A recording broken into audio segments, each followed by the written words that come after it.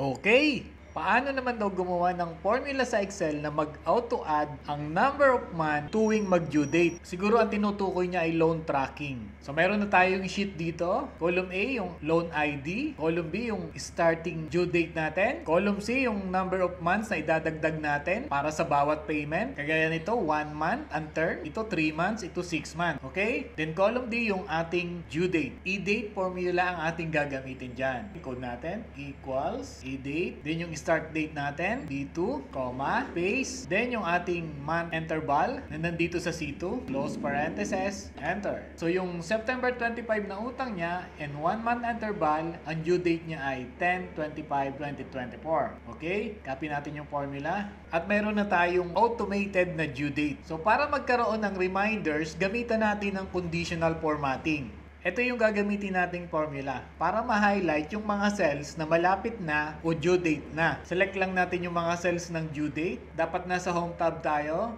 Go to conditional formatting. New rule. Click use a formula to determine which cells to format. Then dito sa rule description, ilagay natin yung formula. D2 less than equal space today. Open close parenthesis. Yung dito sa formula, yan yung ating mga selected cells. Then go to format. Dito sa fill, select natin ay kulay red. Then okay.